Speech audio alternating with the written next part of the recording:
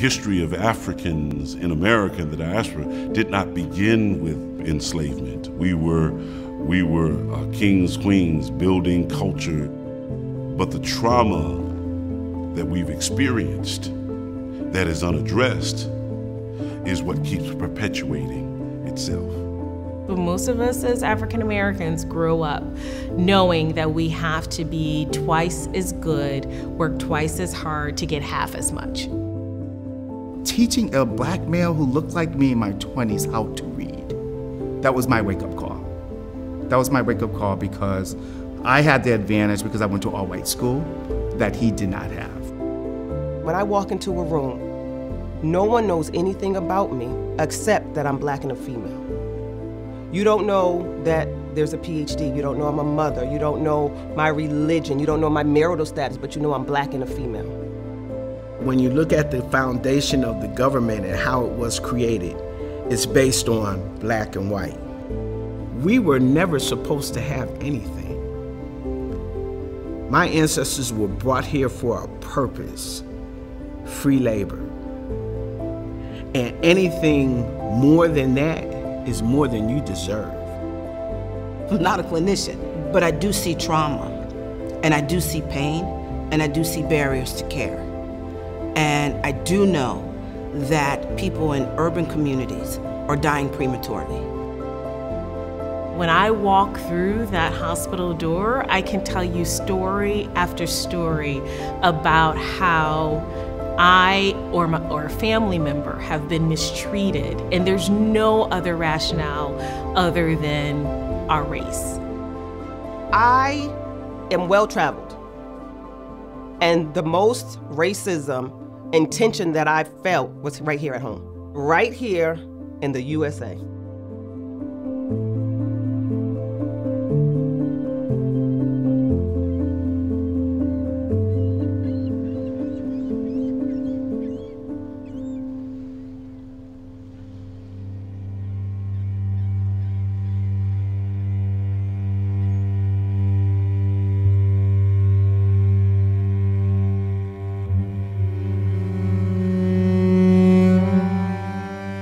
There's no such thing as a lazy slave, but we have been depicted around the world to be at the bottom, that we're shiftless, that we're criminalized. There are people who have been beaten down so long that they actually believe what is said about them. Anything that stops our growth, anything that prohibits us from being ourselves, anything or any barrier that causes us to be oppressed and marginalized is traumatic. The trauma was reinforced from enslavement through Jim Crow laws, through segregation. All the institutions reinforced this notion of black inferiority. Black life was not valued, with the exception of how it was connected with wealth production to white males. We have hypervigilance, we have fear, we have the anxiety. Am I good enough? But when you're the minority, you feel this melting pot of emotions all at the same time. Whether we've experienced it individually through our actual persons, or this is something that's been passed down from generation to us. Once I started learning more about black trauma and black pain, even at this age, I started better understanding my parents. I started better understanding some of our ancestors. Trauma is passed down generation to generation, and there is scholarly research that does suggest that it is locked in our cells.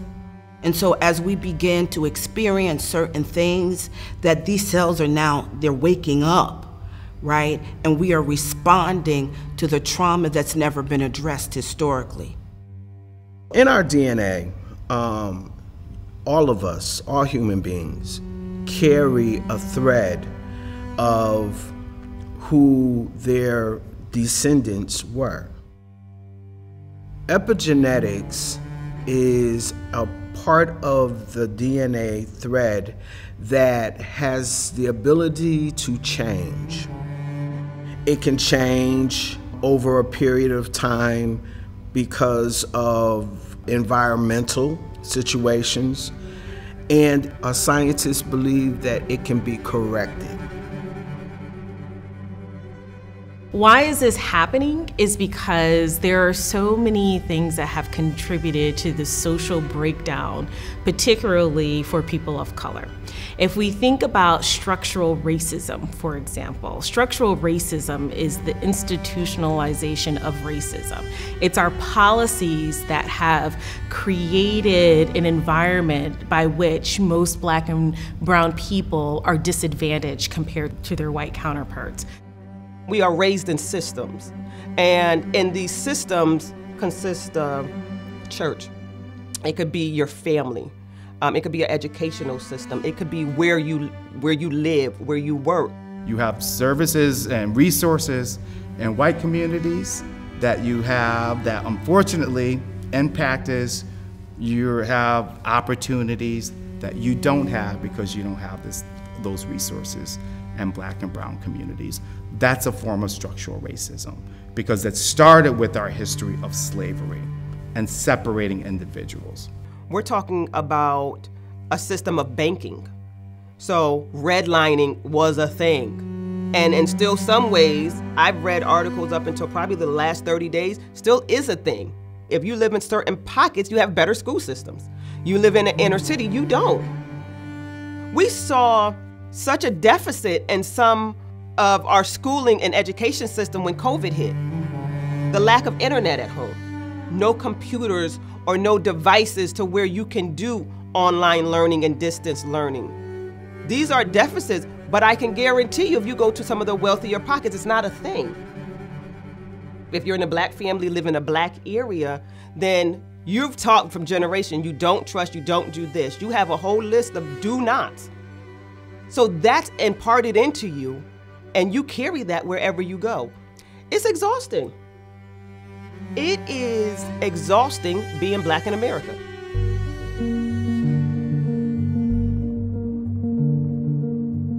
Health inequities is really the state at which we're living in. It's where really primarily it's people of color. We know that most of what impacts somebody's health happens outside of the normal walls of a healthcare system. And that's often defined as the social determinants of health. So it's where we work, where we live, where we get educated, what we're exposed to in our environment.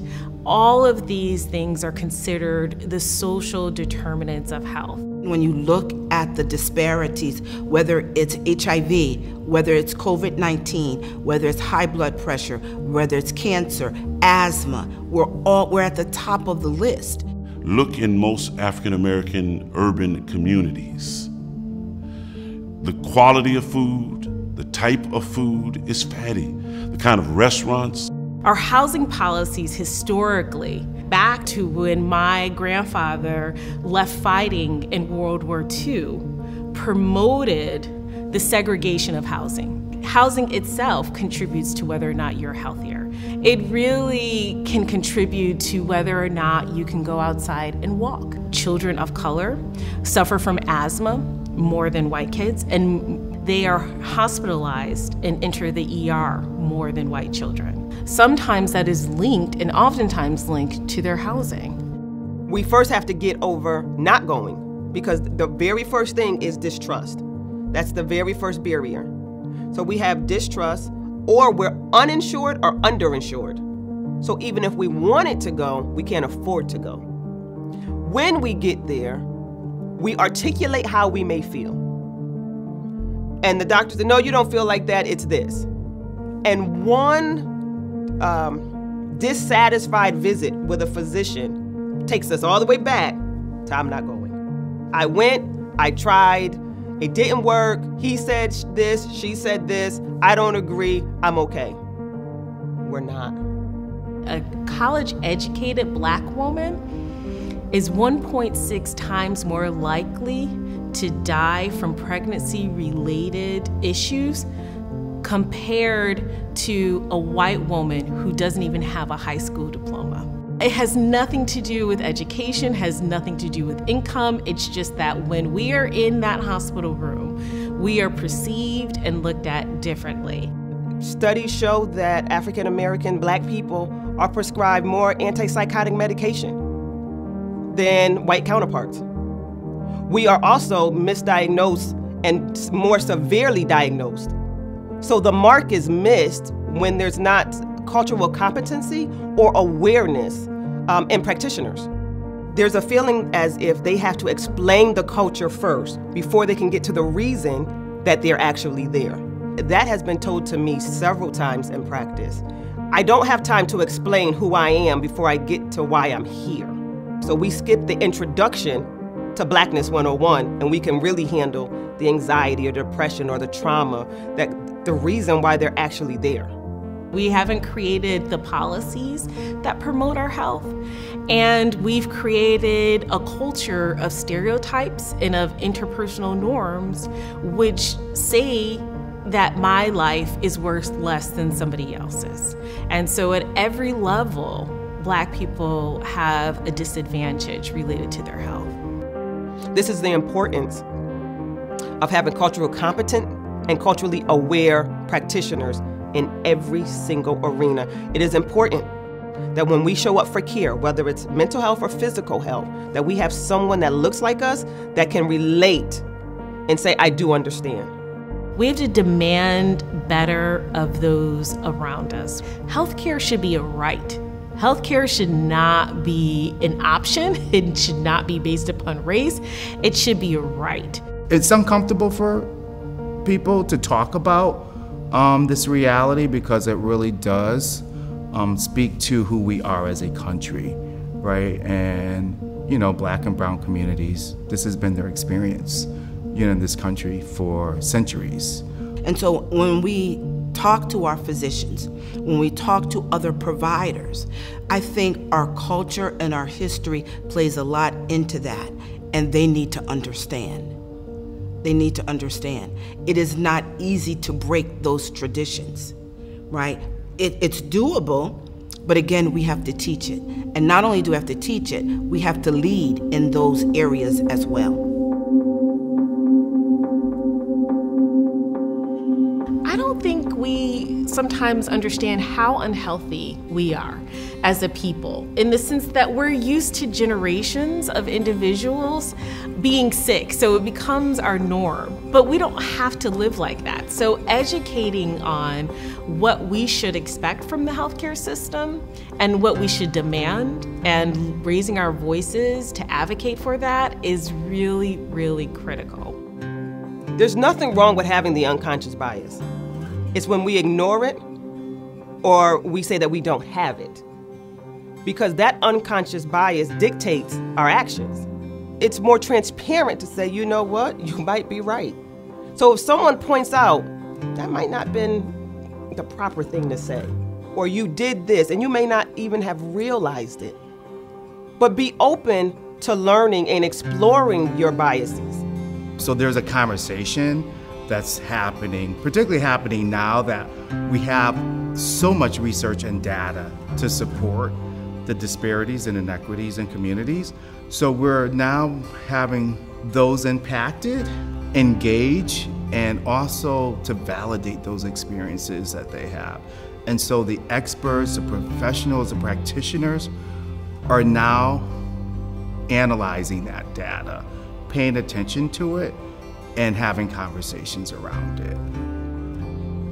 Maafa is a Swahili term which means the great calamity, the great suffering, which really is a combination of theatrical vignettes, dance, music, poetry, all in an effort to tell the story of what it was like to live free, to be snatched and in some cases negotiated away from your native land, to travel to unknown land in the Middle Passage, and then to be conditioned to go in your mind and spirit and body from fully human to being considered chattel property.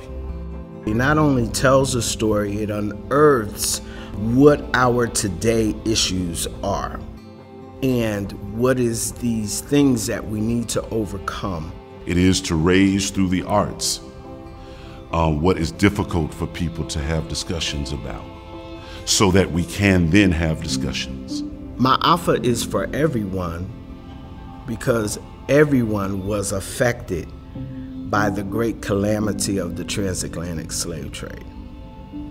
So the end goal is for healing.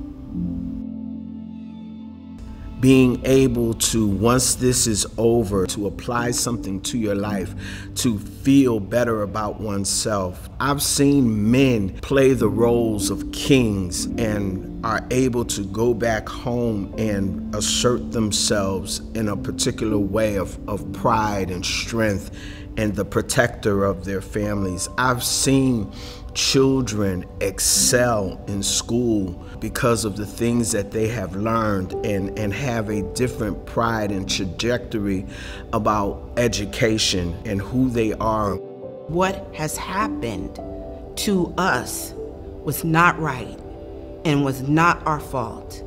And how do we move from that? How do we heal from that?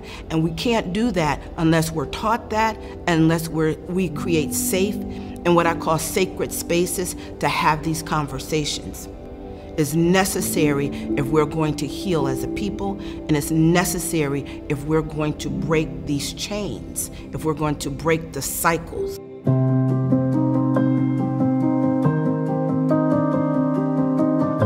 Our society makes us feel powerless on most days, and makes it hard for us to believe that there is power within.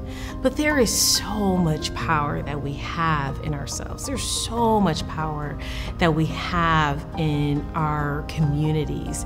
And we've got to tap into that and demand better. Listen to the narrative and story of someone else who doesn't share your story, your experience. And I think that will bridge our common goal of understanding what humanity really should look like. I look at life and say, I am the answered prayer of my forefathers. And that the work we don't do for ourselves. We're human beings. We all have feelings. We all want to be loved. We all want some sort of peace in our lives. A part of the hope is not necessarily that things will change in our life, but hope is having the strength and the determination to stand up. I believe we can't lose hope. Always believing that tomorrow may be better than today. Tomorrow, I can make a change, even small. I can make a change. Tomorrow, if promised, I can do something to make the world a better place for somebody else. I believe that joy is tied to hope. And with that hope comes light. And with that hope comes healing. And with that hope, we rise to the morning, right? That we can do whatever work that we need to do, but hold on to hope, because that's the only thing we have right now, is hope that one day things will get better. One day we can all be well and healed. One day we can be whole as a people, as a community, as a nation, and as a world. When it feels like we're in the dark of the night, joy does come in the morning.